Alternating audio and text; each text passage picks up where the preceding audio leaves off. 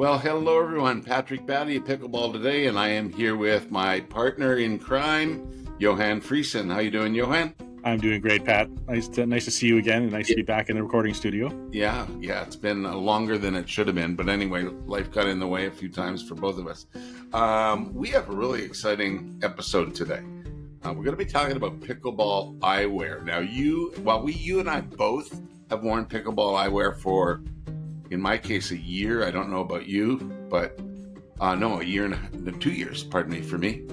But I'm a big fan of eyewear. You came up or found a brand that you used, and I only tried it recently and I loved it. And we have a special guest today, and the guest is Brad Robbins. He runs the company called Kitchen Blockers, and they have their own brand of eyewear. They're a lensless, if that's the term, glasses. But we're going to talk to Brad. Brad is a multifaceted guy. When I met him a week ago, we must have chatted for an hour because he's just a lovely guy and a fascinating guy. So I'm really looking forward to it.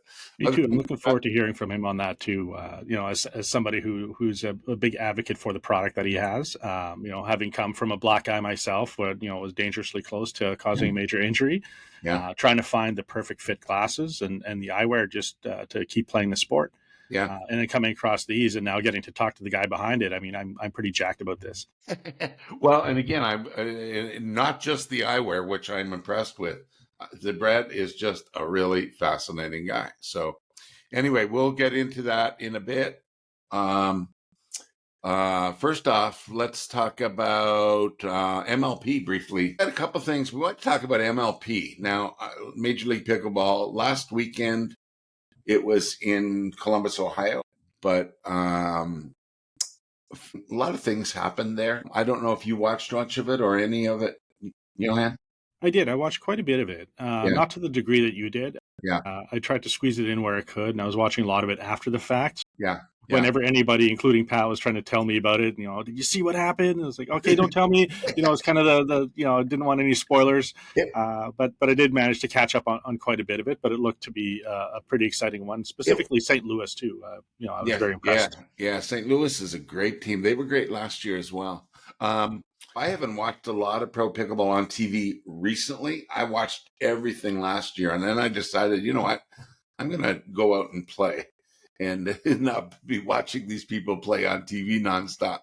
So I haven't watched much this year, but I did watch a lot of that tournament.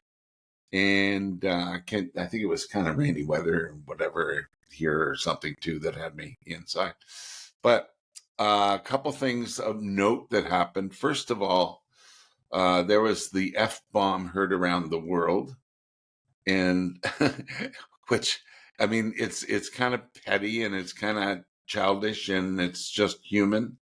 But was it Hayden Patrickin called Annalie Waters an effing B word, and then Annalie goes back into the players area. Well, they were coming off the court.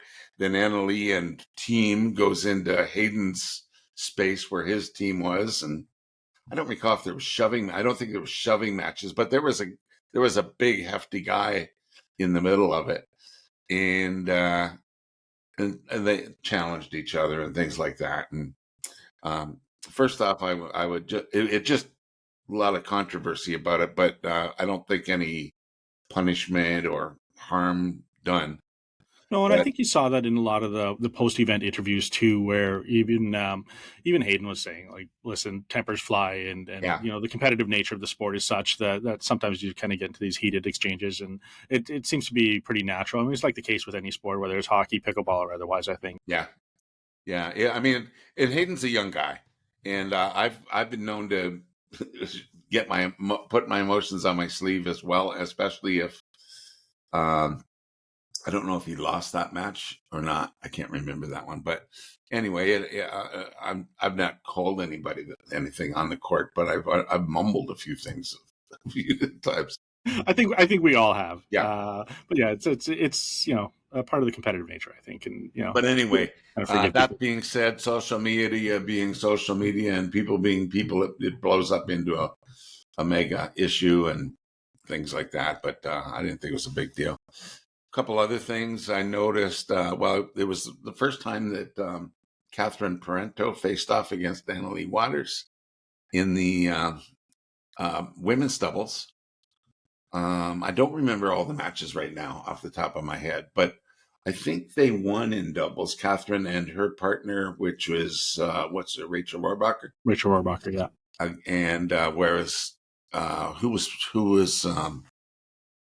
Annalie playing with? That wasn't her mom in that one, was it? Anna Bright.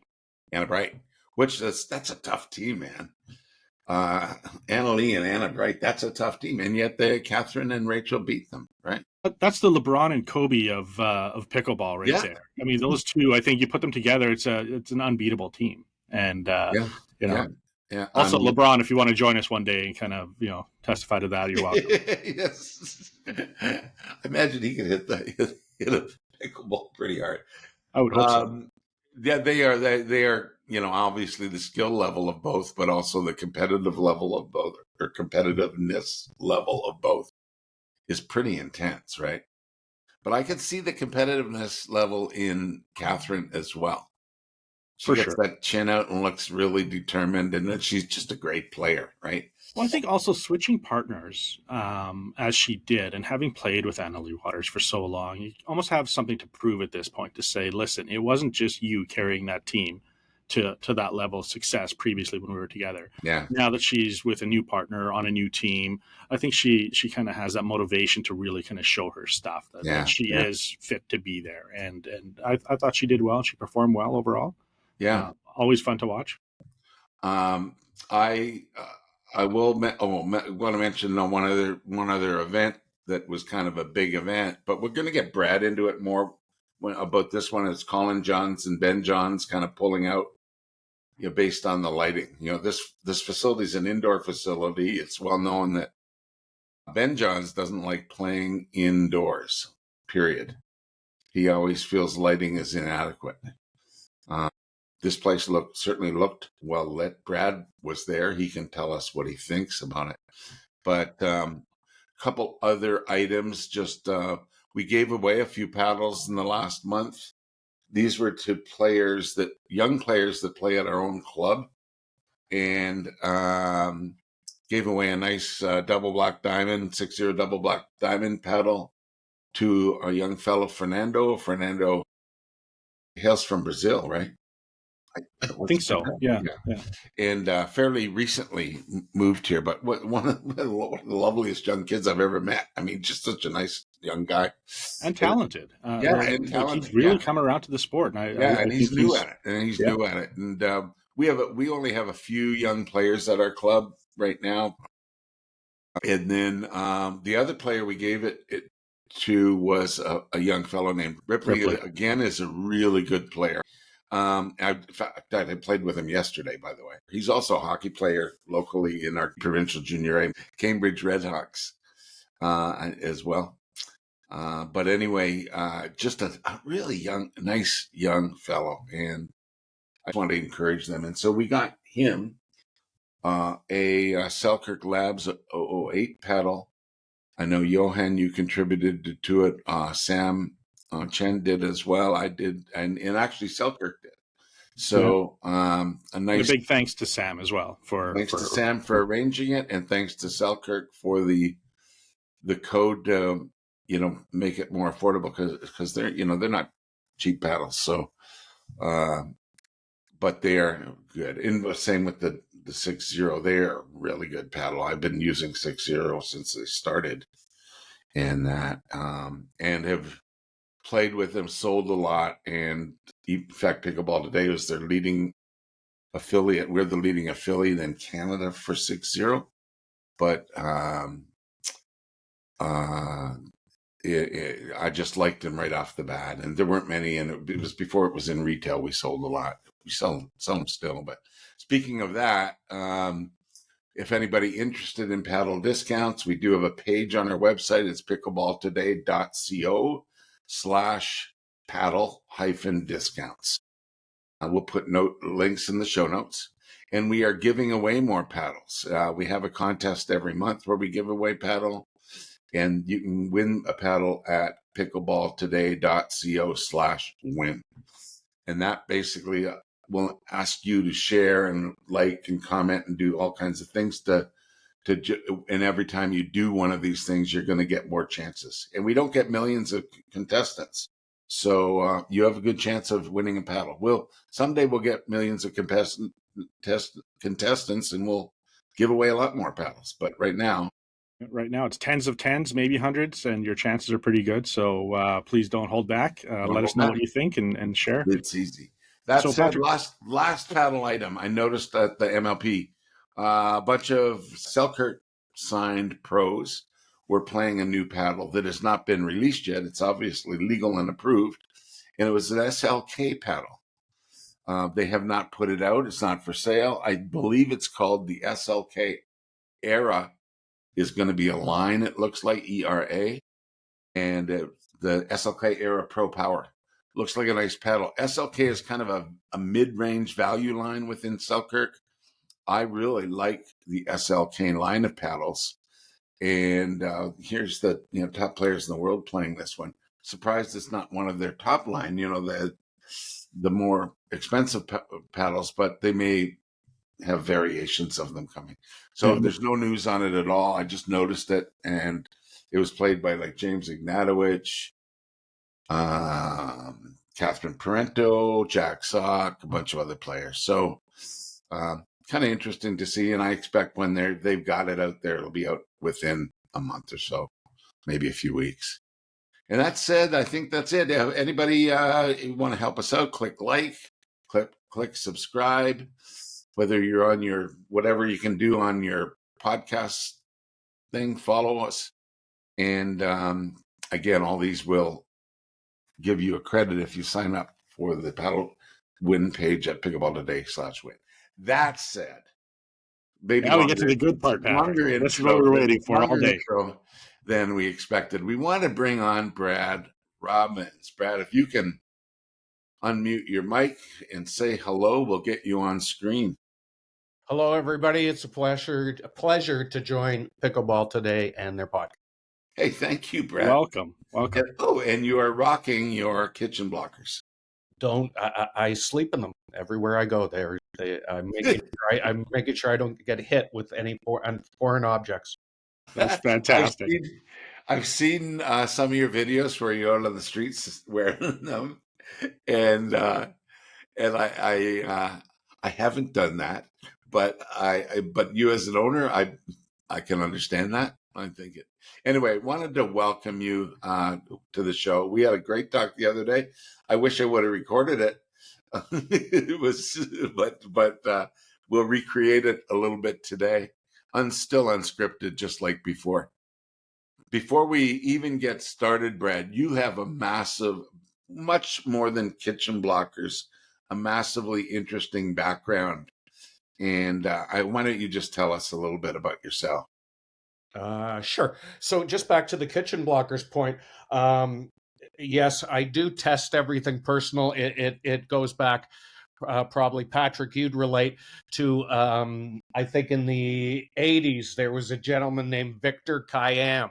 And Victor Kayam was so impressed with the Remington shaver, he bought the company. Yep, I remember that. And tested all his shavers. So I test as many blockers as possible and make sure that they do everything that they say they do. Yeah. So just wanted to touch on that. Thank you again for having me join you and all the great work you gentlemen are doing of spreading the joy of pickleball to the community and to various communities around North America, I'm assuming, and maybe rest of the world. Yeah. I always describe myself as a young old guy. I'm proud that I'm now turning 65. Unfortunately, when you turn 65 and you play pickleball singles, there's not that many opportunities out there. So I am looking for 65-year-olds who play singles pickleball in any competitive way, and that could be anywhere in North America. But that being said, my family was actually from a legal background, and I really didn't have interest on being a lawyer, and it wasn't something necessarily my dad enjoyed as a occupation. So I got into advertising, and I really enjoyed and fell in love with storytelling and conceptualizing and creating ideals and impressions with people, and how to really bring a greatly constructed product or service to life. So I did go to university, actually graduated a BA area of no concentration, which describes me pretty well.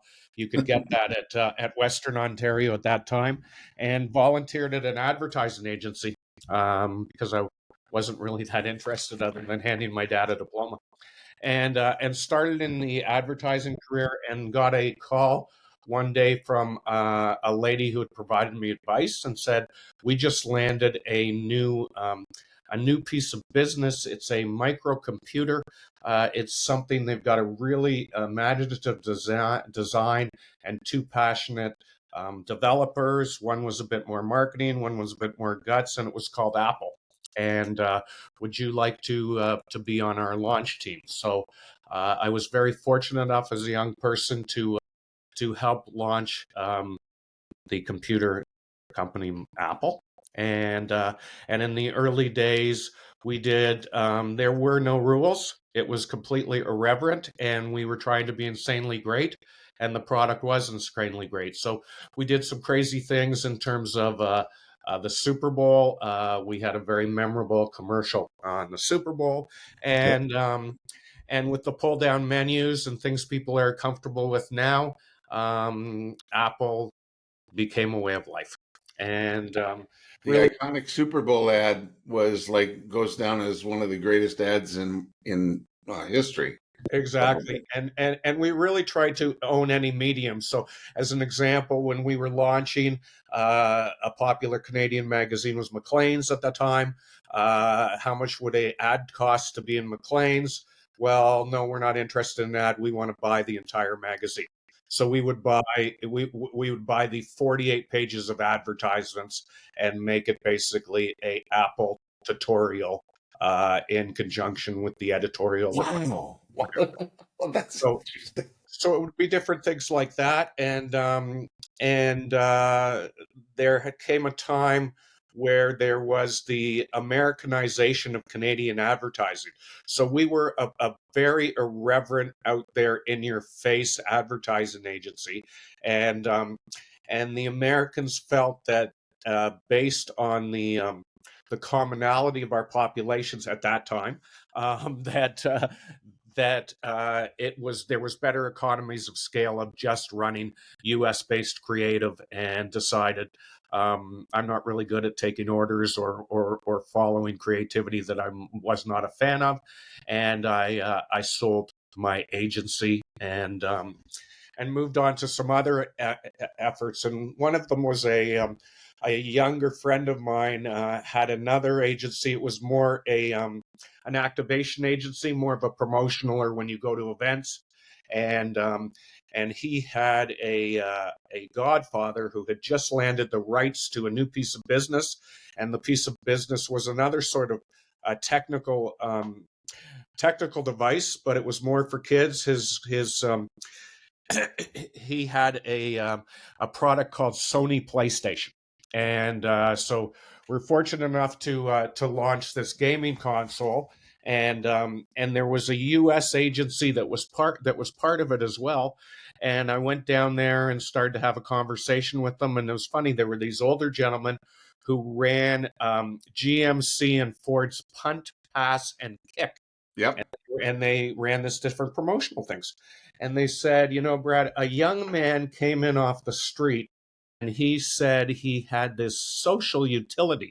And basically, he was trying to have communications at university with females. And every time they sat down at the lunch table, etc., it really didn't go like it necessarily he thought was as good as it could. And he went back to his room and he created some coding, and figured out these algorithms of how he could digitally have conversations and electronically build relationships. And the gentleman's name was Mark Zuckerberg, and he created a social network called Facebook. These Punt Packets Kiss guys, they exchanged for the opportunity to advertise and sell the advertising on Facebook, a percentage of Facebook, and said, hey, you know what? We want to launch this in Canada. Would this be something you'd be interested in doing? So myself and the young man who had a PlayStation, we were fortunate enough to launch Facebook at that time. And you can see how it's generationally changed. That was focused on university kids. Yep. And how could we communicate to them about their university life, about their first bank account, about when they became legal age and had their first beer. So we had a plethora of big advertisers that wanted to communicate to that audience and weren't sure, like the beer companies, like the banks, etc. And as we are today, Facebook is definitely more a 35, 45, probably 50 plus communication piece. Yeah. Long form, more conversations.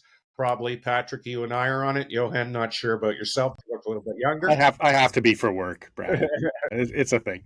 And I'm mocked by being on it by my kids. So you're right. It is definitely an older thing. I talk about being, well, number one, right place, right time in a couple opportunities. But two, it's probably not a coincidence. You know, it's like you're really blessed in certain way, but also you probably, it can't be a coincidence on how successful they were with you being involved. I think you must have had something to do with it.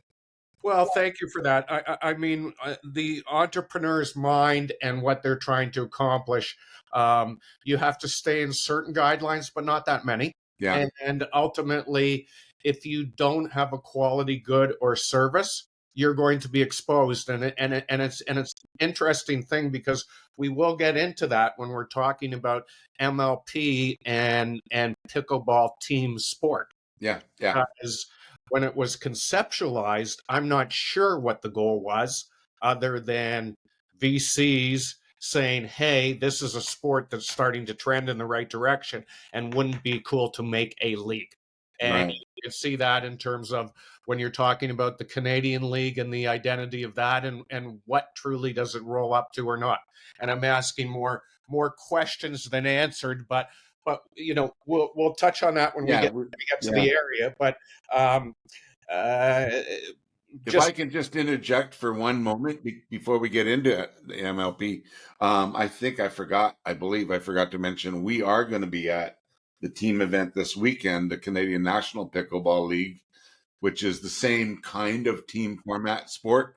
And I wanted to just mention to people that goes on Saturday and Sunday. We've been involved with them since they started, covered tournaments in Ontario, in a number of places in Ontario. I went to Western Canada for one in Edmonton. I actually fell in love with Edmonton when I went there. I think it's a cool place. I hope it remains part of Canada, but that's Did you go there in the winter, Patrick? Or I did not. No, that's really that's cool. That's why you only like it in summertime, I think. So speaking of which, since Patrick and I are going, just to finalize, I just wanted to mention the location, the CNPL. That's at what was the name of that club? Smash, yeah, Smash Pickleball, Warncliffe Road in London. So Patrick and I will be there, taking in the sights and sounds, and hopefully talking to a few people, players and things. So what I really want to get down to, Brad, and is how did you come up with the concept? So like Patrick mentioned earlier, I've been using these for many months now, and looking for a particular pair of safety glasses. I came across the kitchen blockers and I ordered a pair. And I've never looked back. So, I mean, but the concept is so interesting, and I kind of want to know sort of the nucleus of it. I'm dying to know. I didn't have that sort of pre-conversation like Patrick did. So he has all the background history, but he didn't spill the beans. I got into so many things. We both got into so many things in our discussion. I probably didn't get a lot of the history neither. Yeah. So I'll dovetail on one other thing, and then that'll end us on the kitchen blockers. So as I mentioned to you guys off air, I have 5 daughters, and after the 5th daughter, I said, my wife and I both, no more daughters, and I would have been a bad hockey dad. And I went and bought a junior hockey team. Patrick, when you were referencing that hockey team, it's a provincial junior A hockey team, not a OHL-based hockey team. Okay, thanks. And really loved the ownership aspect and watching young men pursue their goals and their dreams, which were to be scholarship athletes by the gift they had hockey, or be professional hockey players. So did that for a little bit, and then got in the representation business, represent professional athletes. Tennis players, traveled the tour with various Canadian tennis players, do naming rights, was involved. You mentioned Edmonton, so helped a gentleman named Daryl Cates acquire the naming rights first for Edmonton, which was Rexall Place. We did a tennis center, Rexall Center, and then fortunate enough and really with Daryl's vision to own the Edmonton Oilers, and then started getting involved with hockey. And hockey, what I specialize in is I call engaged passion, personal branding, and lifestyle management. Do that for business leaders, philanthropists, but mainly professional athletes. And that they have a story to tell. They want to make a difference, a meaningful difference, and they want to reach people other than their own performance in things that are uniquely important to them. Or as a fan, you want to understand and learn a little bit more about them. So to be a marketable athlete in this country, you need to be a hockey player. To be a truly marketable athlete in this country, you need to be a Toronto Maple Leaf or a Montreal Canadian. And then you need to be a top 10 hockey player to truly make dollars and endorsement opportunities off the ice. Been fortunate enough to advise and represent a lot of those individuals. Historically, been to 5 Olympics. 4 of them in and around or with a part of the Canadian team. I have a propensity that I work with goaltenders. Goaltenders in terms of also providing vision, how they see the puck, what happens to do with that. In terms of, for your viewers, a very dear friend and a client for about 16 years, his birthday last week, a gentleman named Martin Brodeur. If you have an older audience, they would know. A guy who's doing really well right now in Carolina, Frederick Anderson, a young man who won the Stanley Cup out of Lloyd Smith, Saskatchewan, Braden Holtby. And probably my most popular client in that position would be a no longer young man, but incredibly thoughtful and really touches this country, a gentleman named Carey Price. So I'm fortunate enough to work with them, the Howe family, and if you name somebody, chances are I've been in and around them and talking about how to make a difference. Wow. Which, Johan, leads me to being an athlete myself. Played a lot of different sports. Was a pretty competitive tennis player. Played at university. Unfortunately, when I played hockey in my 20s, which was old men's league hockey, I didn't use my head as well as I should, and threw a guy about 260 over my leg. And Patrick would understand this. Johan, not sure. I Joe Theismann my leg. Oh my God! I just got nauseous. Yeah. I did a triple compound fracture in my lower tibia and fibia, and needless to say, wasn't supposed to do anything anymore. And my tennis career and playing singles that way was for naught. And saw this game called pickleball and started to play it quite frequently and quite competitively, and felt it could really adapt to something I love doing. And really, as importantly, I've made some investments in youth sports over the years, moving around about 1 million high-end youth in terms of lacrosse, football, hockey, soccer. So a Connor and a John Tavares and those people, when they were 13 or 14, would play. It was called the Brick when they were young kids, then the Quebec Pee Wee tournament. Then we would take traveling all-star teams to like Bolzano, Italy, or Chamonix, or Philadelphia, and they play best on best. Wow. So okay. The best Russian kids who were 13, the best Swedish kids, etc., would compete, and it was a chance to see their development at that time. Yeah, I didn't want to interject earlier. I will. A couple things. First of all, Carey Price, my favorite hockey player of all time. So, see, I was a big Marty Brodeur fan. I love Marty Brodeur. Yeah. Also, I did. I wanted to question one thing you mentioned about being marketable if you're a Maple Leaf, but what about Edmonton with, the great players in Edmonton? Connor McDavid. Yeah. Zach Hyman's been a young man that's been in my life for a long time. Yeah.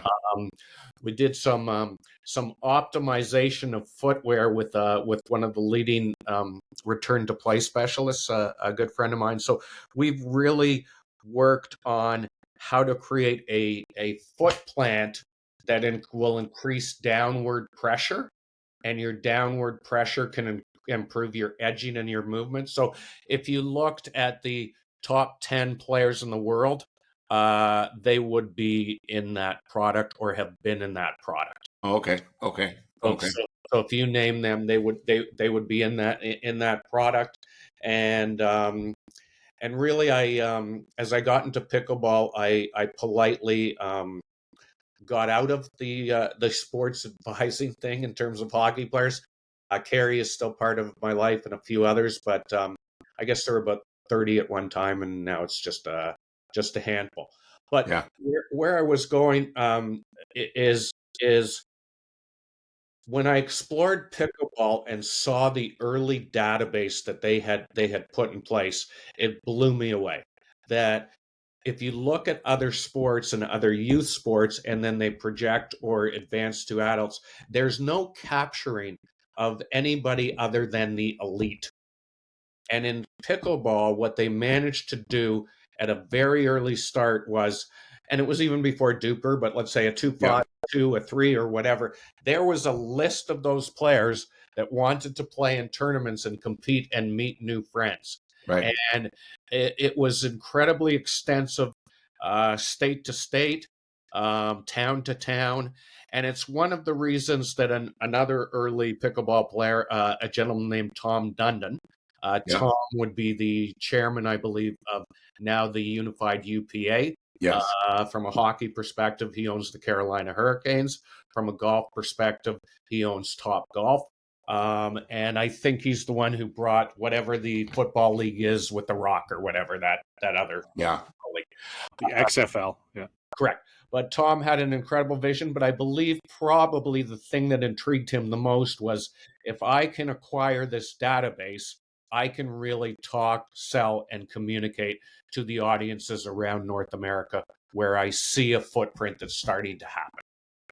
And that being said, I'm a player that wanted to compete and try my skills wherever, but most importantly, to interact and meet other people and understand what their passion and their direction was. So 3 years ago, myself and my partner, he goes by Dave Catman Katz, an exceptional 60-plus pickleball player, taught me a ton and could kick my butt on, not most days, all days. So we went to a tournament that looked like it would be wonderful in Cincinnati, the site of where the ATP event is. It was in early fall. We were playing in I think it was 50 plus men's doubles. And I got hit in the eye, and my eye started to puff up, and realized that I used to play squash with my dad. I didn't play a lot of sports with my dad because he was always taking charge of the middle, and meaning, okay, in squash, as you gentlemen know, that's the tee, and I would get one cuffed in the head with the racket, be cut open, and go, okay, well, the tee's all yours, Dad. And and early on saw the importance of eye protection. So Dave and I were driving back from Cincinnati, and I said, this business is exploding. There's incredible opportunities. Where has there been an early adoption? Where has there been early saturation? So we look at, like you gentlemen talked about, the paddles. Okay, so the paddles, a lot of them were being made overseas. There seemed to be different variety. There seemed to be different price points. That being said, the price points were continuing to climb and climb and climb and be the equivalent of a tennis racket. Hard to believe, but supply demand. And then various unique features that enhance that certain player's performance, or at least great storytelling about what a Selkirk 08 is different than a Ben Johns Precious or a Black Diamond or a 6.0. Yeah. Or a carbon true foam, for example, just because I have to throw that carbon stuff in. Exactly. So how do you navigate? How do you navigate in terms of whatever's happening? That goes to tools of the trade. And to me, from a professional standpoint, if you can enhance your tools of the trade in any way, it'd be crazy not to, if the affordability isn't a problem. And in our rec world, what do we like? What are we comfortable with? As we advance, what do we will challenge ourselves with more? There's a ton of demoing of this, so you can really experience it. But that being said, it was a very crowded space early on. Yes. And you would require significant marketing dollars to stand out and separate yourself from the pack. And again, most importantly, sports is it tends to be triggered or grown by following somebody aspirationally that you like their values, enjoy what they're about, what they stand for, or their performance. So we can go between an Andre Agassi, a Pete Sampras, a Roger Federer. You're a Roger fan, you're a Rafa fan. We can go to hockey, we can go to football, we can go Kobe, LeBron, Magic, whatever. And they stand for what I believe in. Not that way in pickleball, right? Pickleball, you're talking, and we referenced at the start about a pro game. Well, does a pro game create an umbrella or a drive for everything that we're doing and getting on the court? And when I finish this broadcast, I want to play or work on my dink. And to me, the answer is absolutely not. They are two separate verticals that one is trying to become what it could be. I question if that'll ever be the case. And it is not driving the bus. Recreational participation in a joyous activity where anybody of any age can exercise in a way they're comfortable exercising, and seeing that they can accomplish stuff really quickly compared to other sports and have just amazing time doing it is what's superseding and why this game is exploding. We're talking about ping pong on steroids, and steroids is not the right way to use it, but you understand that anybody can pick up the game within 30 minutes and have a great time within 60 minutes.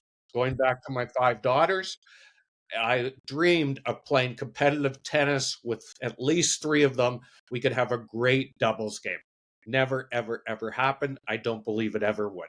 Pickleball can get on the court with any of them, my wife, quite honestly, anybody, and have a great time. And that's what's so special. So let me know if you want me to keep rambling or you want to. I had a couple questions. Sorry, Patrick, I was going to jump in here. Okay. So, as quickly as as quickly as one can pick up pickleball as a sport, it only takes a split second to get hurt. Now, last summer, I was playing with a group of guys that were far more advanced than I was.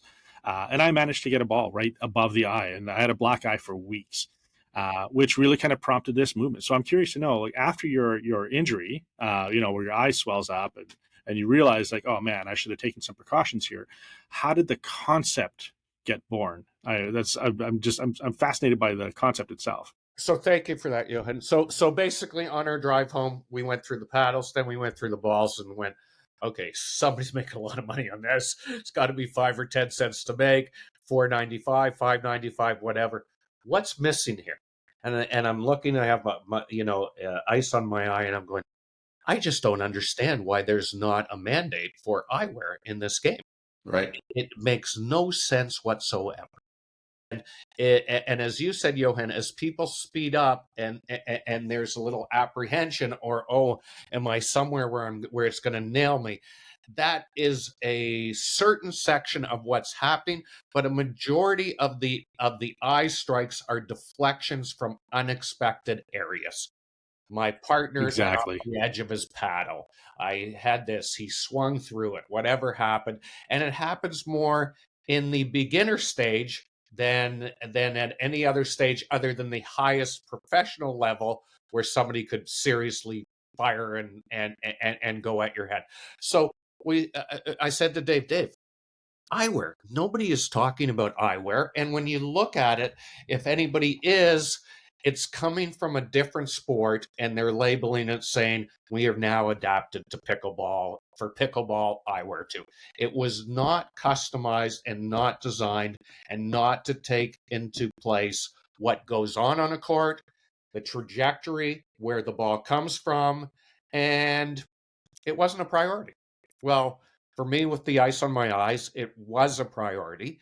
And I was fortunate enough because a lot of my ventures and travels over my career have been meeting or connecting people together. And I had a nephew who was always passionate about hockey and loved engineering. And he worked for Warrior and Bauer and designed goalie pads, goalie equipments, helmets, etc. And went away to a U.S. Institution, I believe it was RPI, and took an engineering degree and was excited to be in the hockey design business. And being in the business myself, I said, Adam, that's wonderful, but hockey is a regional or a national sport for ourselves. And in terms of truly making a difference in design and creating the best monetization for you long term, maybe you want to explore some other things. So he ended up applying and getting the job, and now he's a senior engineer with one of the leading NATO military helmet and eyewear design companies. And we had lengthy conversations and brainstorming. Dave Catman, myself, Dave's son Shane, and Adam, and said, okay, so what can we do that's truly designed for pickleball? And what is it telling us that the people that are either squatting or saying they're in the business really are addressing? Well, they're addressing, if somebody wants to wear something, they should wear something. Then you look at outdoors, especially I play mainly in the Western U.S., in California and Arizona during the winter. There's sun. People are wearing sunglasses. So our view is anybody who is wearing any protection whatsoever is a good thing. But then when you go under the hood, how much of a good thing is it, or how much of a dangerous thing is it? And Adam really took the feedback and the input he had gotten from, I'll say it, from snipers and from people who were using high-end guns and artillery, in terms of what was their perspective, how could they make sure there was no outsized noise or outsized imagery, and how could you focus on target and what that target would be. Then we looked from design standpoint, what was unique and what could we create that was true to pickleball. So with pickleball, what we saw was when you get normally struck or the deflections hit you, they happen at the kitchen line. They don't happen traditionally when you're at the baseline. And they happen when somebody speeds up. So one of the things we wanted to make sure that we created and put in our design was a reverse half moon, which we call we use for speed ups, right? So it was specifically designed in terms of this proprietary patented element. The curvature in the area is for if you're seen and you can spot on the side from a depth perception. And what we noticed in terms of that, nobody was thinking about indoor activity. Nobody was thinking about when you wear a mask or a shield on your face, condensation, fog, glare. So how could we take all of those elements out? Well, pretty easy. Let's design it without any lenses. And when you look at when people talk about lenses and the refraction and the numbers that you would see on any sunglass, well, if it's too bright and you're not wearing a hat, put on some glasses. No problem. But if you're indoors and the incandescent light is bothering you or the glare, hey, we've got the ultimate solution. Yeah, take note, Ben Johns. You know, like if you still want to protect your eyes and play in different types of lighting, I guess here's your chance. Hey, Johan, may I just interrupt for a minute? I just want to encourage people to like and subscribe and leave some comments for us. And also, we have a discount code for kitchen blockers, and we'll leave a link in the show notes. The discount code is PBToday 10% discount. And just from Brad, shipping is from Canada. In Canada, where does it ship in the U.S.? In the U.S., we ship from Canada as well. Okay. So basically, we've been working on this for almost 3 years. It was 2.5 before we brought it to market. Dave Catman Katz, who's in charge of all product development. He comes from a background in terms of industrial production, uses of plastics, etc. Worked hand in hand with Adam. I'm, as you can see, more of the marketing, packaging, promotional guy, and looking longer term of aspirationally how to build graphs, how to penetrate different audiences, how to get trial, how to solicit feedback, and how to continue to refine. So between our speed bumps and the use of original perception of coming back, let's do Model 1, let's do Model 2, let's do Model 3. Let's start with a black and white color. Let's see what the popularity is with that. What would be the next colors to add? Well, a pink and a blue seem normal. And then we've had a sense of feedback that I think it's perceptually more than a reality. But when you think of anything under your face and being distractive, clear is a natural solution. So we now have a clear product. It's interesting because if you think about a Canadian consumer and a Canadian sports participant, most of them came out of playing some sort of hockey, lacrosse, etc. They've worn masks. Yeah. They've worn masks with a lot of bars in front of them. And there's no question about perception or seeing through that because your eyes customized to the situation. Yeah, you get used to it. Yeah. So one thing I noticed is it almost seems as though you've perfected the design right out of the gate. At least that's what it appears like to me. I wasn't there for the 3 years of R&D that went into this and the research materials, the testing and everything else. But, you know, for a guy that's coming into the sport, picks up a pair of these glasses, I was using these head safety glasses. And then I ordered a different type that was kind of half and half, like the bottom part of the lens was cut out so I could kind of look through that. But it still had a little bit of a lens that could, fog up, get sweat, just any sort of, condensation.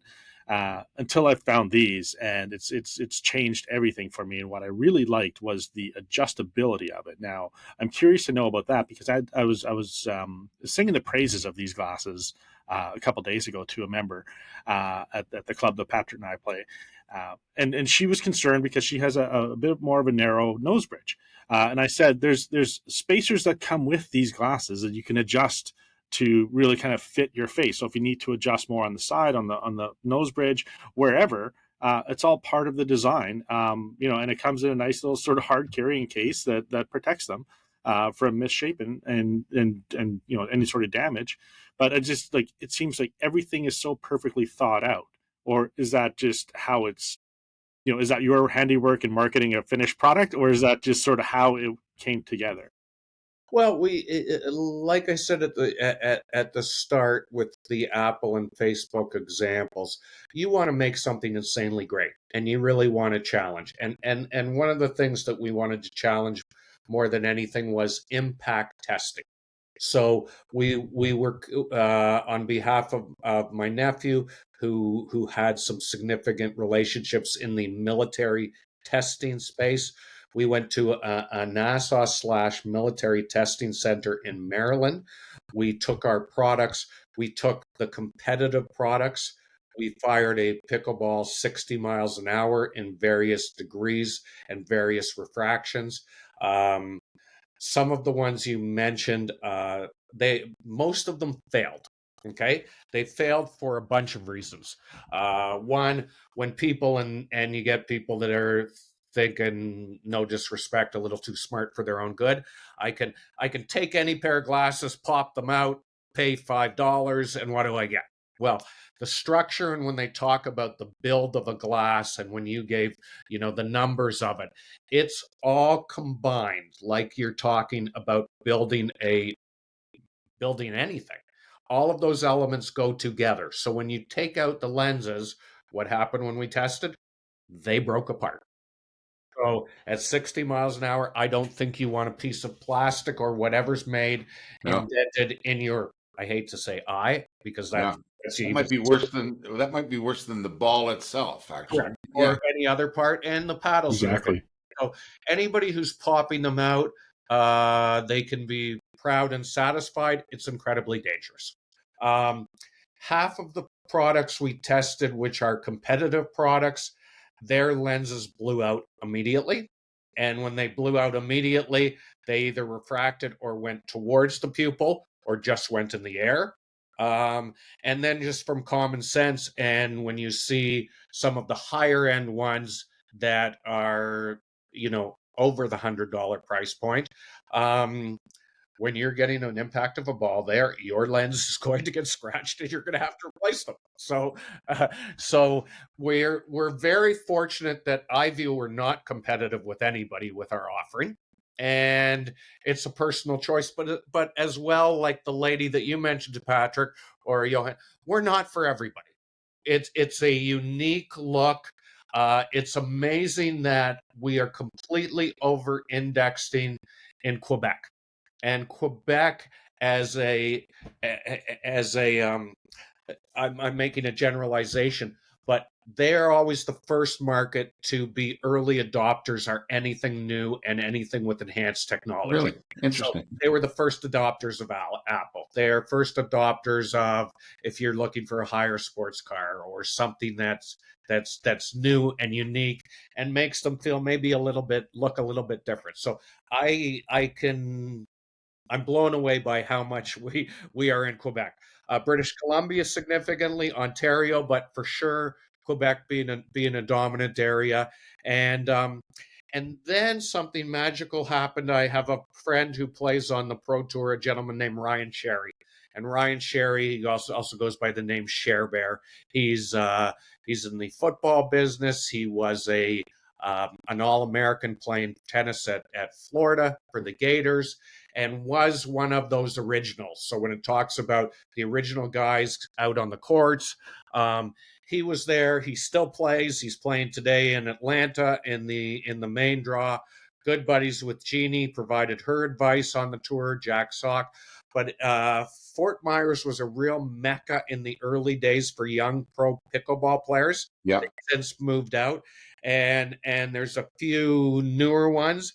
And he was playing, I guess, about 6 months ago with this kid who they were playing somebody who had a delaminated paddle, and an extra delaminated paddle, for your listeners, means the ball explodes into an area that nobody can measure, and other than it. There's a reason why they're banned, and there's a reason why that's dangerous. Right. And he got concerned training, and Ryan said, my buddy developed this product. Check it out and put it on. And he put it on and he went, I just became more confident, and I am a confident young person. But more importantly, it's providing me a focus that's allowing me to dial in on the ball in a way that I never have before. It's enhanced my focus, one, for feeling safe, but I think I can perform better with them. And that performance is going to make the difference of 1 or 2 or 3 points. And I want to be the best player in the world. I find that too, Brad. I think you nailed it right there. That confidence. I find if I'm not wearing them, I'm not confident playing. Like it's to that point with me now. And I think, I don't know if it's just sort of a trauma associated with the injury initially from last summer, or if it's just sort of, growing accustomed to having that sort of sense of security about my eyes. You get one set of eyes and that's it. One thing I noticed, I played a tournament last weekend, and about 30% of the people that were there were wearing kitchen blockers. And I think this kind of goes back to, not necessarily at a pro level you need them, but at a novice or even sort of intermediate level where, you recognize the need for safety equipment and, what's going to work for you. And these just sort of, regardless of sort of where your eyes are at, whether you need prescriptions or otherwise, it was interesting to see that it was so popular and so many people were wearing them. Well, thank you for that. And like you said, this is what is personal for you to enhance and ultimately have you enjoy your experience of something you love to the best of your ability. So when we talk about customization, it's like, when we're looking at the medical area too, when we now have to be really conscious of personalized medicine. Patrick, what's right for you? Patrick, what's right in terms of, treatment and managing your wife? Johan, what's right for you? Brad, what's right for you with my bad leg, etc.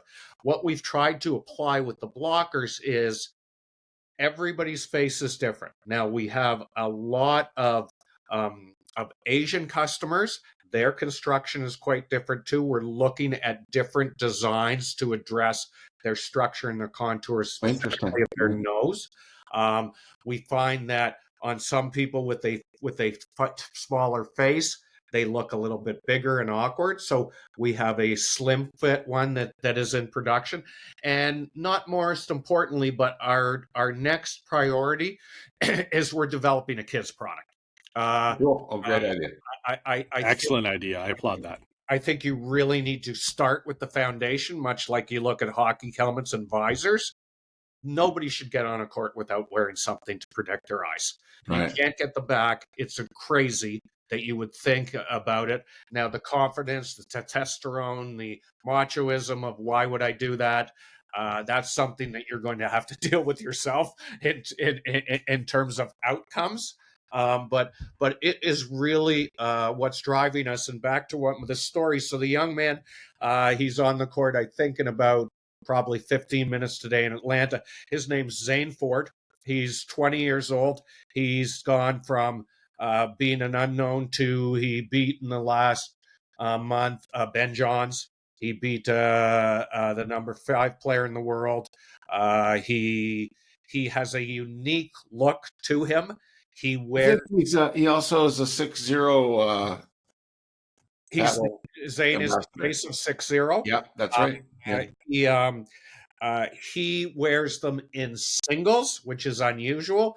He wears them based on what you said, Johan. It provides him dialed in and focus as strongly as possible. You mentioned a couple new teams that are starting in the women. Certain members of those teams have reached out. Right. And right. Good. And through their agent, it's been interesting. Their agent said, hey, this is not something I typically do, but my players are asking for your product. That's great. Can I check it out? And I believe the main reason why they're acting is somewhat safety concerns, for sure confidence, but most importantly, the idea that you are dialed in and you are more focused and it enhances your performance. Combination of all those things, but that's what a significant amount of our customers are playing back. And with the individuality, yes, Do I want to put some pads on my nose? Do I want to have it in terms of my eyes? Do I need more pads? We're happy to send anybody more pads. Is the strap, do I want the strap on? Do I want it off? The product and the materials we use are very compliable. So you can literally bend them and move them and they will stay in a place that you want to. They won't break. And if something does happen and there's a problem with it, we'd be happy to replace them anyways. And we're trying to create a movement of changing the face of pickleball. And I think you are. I'm just going to interject for a moment. Johan's going to have a hard stop shortly. No problem. I put on mine. Mine are white ones. They're very comfortable. I have a clear. By the way, I should mention both Johan and myself have bought these. We did not ask you for these. We bought them. We're customers, but we're endorsing them as well. I find it incredibly comfortable. I've got a pretty big noggin, so they're just right. The side arm has some flexibility to it. This is fairly rigid, but it makes me confident. I found you talk about the bottom. The speed bumps. Yeah, I didn't know what that was, but I know if it went the other way, it would be hitting my bone there. So this works well for me as well. We're going to have a hard stop in a few minutes, so I just want to remind folks to click like, click subscribe, leave a comment, enter our contests. All of the info regarding this will be in the show notes. Brad, you have been a fantastic guest. I love it. Agreed. Thank you, Brad. We appreciate you joining us today. You gave us a ton of information that we didn't have insight to at all. We just knew we liked the product, and which is good, but it's fun to hear the story behind the product as well. So with that said, guys, we're going to say goodbye. I want to thank you again, Brad. Sorry, Patrick, before we do, Brad, tell us where we can get these. And Pat, if you want to mention the discount code, I think it's PBToday 10, I believe is a discount code. PBToday 10. It's kitchenblockers.com. Okay. We're on Facebook. We're on Instagram as well. And most importantly, get out, play pickleball, have an amazing time, meet some new people, stay safe in the kitchen, and thank you for changing the face of pickleball. We really appreciate your support. Well, we thank you, and I'm enjoying these. I mean, I didn't mention, by the way, I had eye surgery over the last month, both eyes. This is the first time in my life I'm playing pickleball without regular glasses, but it's probably the last time I play without kitchen blockers. So I'm a definite fan, but I also am really excited that I don't need eyewear anymore. So and it's first podcast without eyewear too. So I just wanted to show the white ones. I have a clear set on the way. But with that said, thank you again. Thank you, Johan.